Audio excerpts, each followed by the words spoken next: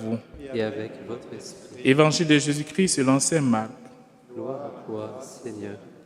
En ce temps-là, les disciples avaient oublié d'emporter des pains. Ils n'avaient qu'un seul pain avec eux dans la barque. Or, Jésus leur faisait cette recommandation.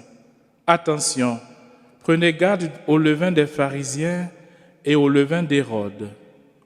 Mais ils discutèrent entre eux sur ce manque de pain. Jésus s'en rend compte et leur dit, « Pourquoi discutez-vous sur ce manque de pain? Vous ne saisissez pas, vous ne comprenez pas encore, vous avez le cœur endurci. Vous avez des yeux et vous ne voyez pas, vous avez des oreilles et vous n'entendez pas. Vous ne vous rappelez pas? Quand j'ai rompu les 5 pains pour 5000 personnes, combien avez-vous ramassé de paniers pleins de morceaux? » Ils lui répondirent, 12. Et quand j'en ai rompu 7 pour 4000, combien avez-vous rempli de corbeilles en ramassant les morceaux? Ils lui répondirent, 7. Il leur disait, vous ne comprenez pas encore. Acclamons la parole de Dieu. Louange à toi, Seigneur Jésus.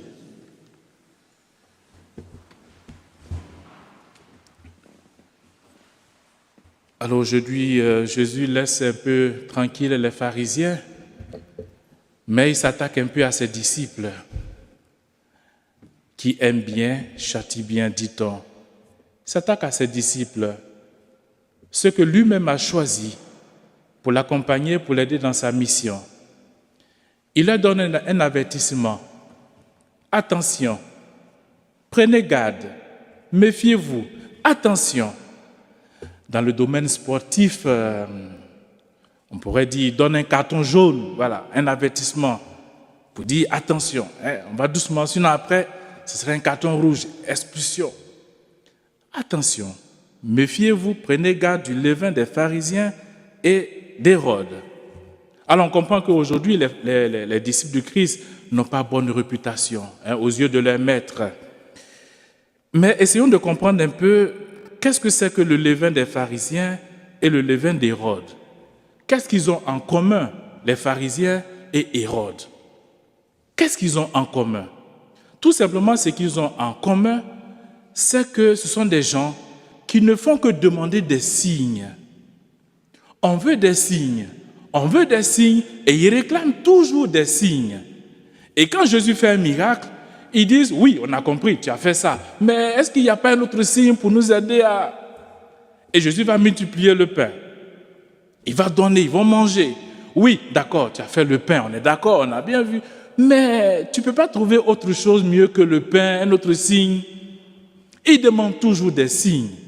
Et en demandant des signes, malheureusement pour les pharisiens et Hérode, ils oublient celui qui est l'auteur de tous ces signes, c'est-à-dire Jésus, le Fils de Dieu, qui vient pour nous montrer le chemin qui conduit au Père. Ils demandent des signes et ils oublient celui qui est à la base de ces signes, c'est-à-dire Jésus. Et deuxième chose du levain d'Hérode et des pharisiens, c'est que ce sont des gens qui se croient tellement justes aux yeux de Dieu qu'ils n'ont plus besoin de conversion. C'est-à-dire, leur cœur est tellement dur que la miséricorde du Seigneur ne peut plus entrer. En résumé, ce que Jésus reproche, ce qu'on reproche aux pharisiens d'Hérode et des pharisiens, c'est leur hypocrisie. Des gens tout simplement qui aiment se faire voir, mais au fond, leur cœur est fermé à la miséricorde, leur cœur est fermé à l'amour de Dieu. Alors Jésus dit aux disciples, attention, ne faites pas comme les pharisiens, faites attention à leur levain, parce qu'ils disent et ne font pas. Alors, chers frères et sœurs, les signes que Jésus montre ne s'imposent pas à tout le monde, ne s'imposent pas aux gens qui viennent pour voir Jésus. Les signes ne s'imposent pas à nous.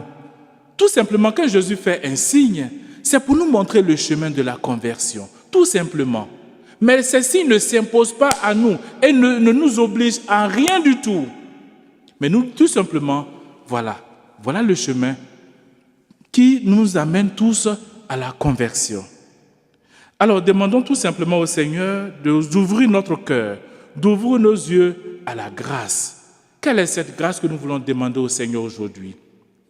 C'est ce que les disciples n'ont pas compris. Ils sont en train de discuter pour du pain. Simplement du pain. Parce qu'ils se rendent compte qu'ils n'ont pas de pain. Et ils commencent à discuter. Mais le pain, c'est le matériel. Et quand vous mangez un morceau de pain le matin pour votre petit café, à midi, le pain n'existe plus. Parce que vous faites un petit détour quelque part et c'est fini, le pain n'existe plus. Et ils sont en train de discuter, ne serait-ce que pour du matériel, pour du pain. Et Jésus va attirer leur attention sur ce principe-là. Pour dire, vous êtes en train de discuter pour du pain que vous n'avez pas, pour le matériel. Mais le vrai pain dont il s'agit, c'est celui qui est couché dans la barque, assis dans la barque avec eux. C'est le pain véritable. Le pain qui rassasie. Le pain qui fortifie. C'est le plus important. Et c'est lui-même le pain de vie. Alors pourquoi discuter pour du pain qui n'est que du matériel et oublier l'essentiel Jésus qui est dans la barque avec vous? Le vrai pain qui est descendu du ciel, qui n'est pas comme le pain que les pères ont mangé. Eux, ils sont morts. Mais Jésus lui dit, qui mange de ce pain vivra éternellement. Chers frères et sœurs, ouvrons nos yeux et parfois repérons ce qui est essentiel pour nous quand nous sommes disciples, quand nous marchons à la suite du Christ. Qu'est-ce qui est essentiel? Jésus ou un simple morceau de pain? Et le Seigneur nous invite à dire merci, à rendre grâce pour ce qui est à côté de nous, pour ce qui fortifie notre foi, pour ce qui nous rassasie, c'est-à-dire tout simplement sa présence. Regardez dans notre vie, parfois nous cherchons des choses extraordinaires, nous cherchons des signes, des miracles extraordinaires, des choses pour ouvrir encore nos yeux, mais cela ne peut jamais nous rassasier. Est-ce que nous apprenons à reconnaître l'essentiel de notre vie quand nous nous réveillons le matin? Qui d'entre nous le matin, à son réveil, a fléchi genoux et a dit merci à Dieu? Qui d'entre nous? Et parfois nous pensons que le Seigneur est obligé de nous donner la vie tous les matins, de faire en sorte que nous puissions nous réveiller tous les matins. Non, il n'est pas obligé, notre Dieu. Il n'est pas obligé, mais il nous donne gratuitement le don de la vie. Et nous, en tant qu'enfants, en tant que disciples, c'est tout simplement être reconnaissant vis-à-vis de ce que nous recevons de la part du Seigneur gratuitement. Alors je nous invite, chers frères et sœurs, tout au long de cette journée, remercions le Seigneur pour ce qu'il nous donne, le don de la vie, la fraternité, les frères et sœurs avec qui nous allons partager cette journée. Et oublions un peu le morceau de pain que nous allons demander, que nous allons chercher à voir. L'essentiel est avec nous. C'est le Seigneur, le Dieu de la providence.